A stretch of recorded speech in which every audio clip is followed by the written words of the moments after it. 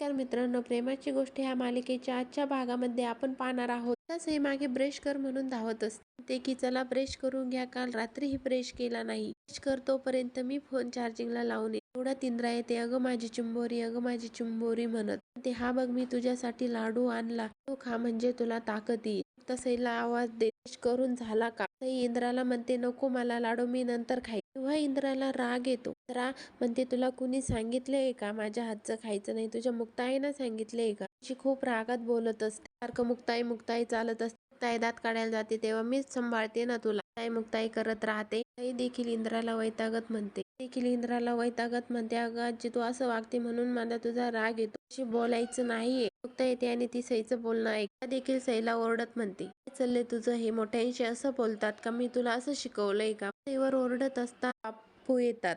मुक्ताचं बोलणं ऐकतात, त्याला बोलण्यापासून थांबवतात. बापरा देखील बापूंना ओरडत म्हणते तुमची सून, तिने तिच्या पोरीला रात्री घडलेला प्रकार तिखट मीठ लावून सांगितलं. माझ्या हातचं खाणारी पोरगी आज साधा लाडू सुद्धा खाईन. इंद्राला समजावून सांगण्याचा प्रयत्न करत असते. काही सईला बोललेली नाही. म्हणाले की ब्रश करून खा.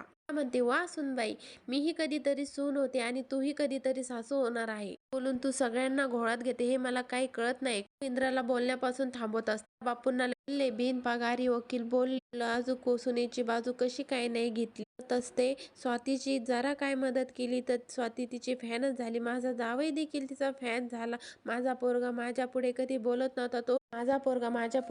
नव्हता तो देखील बोलायला लागला. तुझ्यामुळेच घडतं. बोलणं ऐकून मुक्ता देखील अपसेट झालेली असते.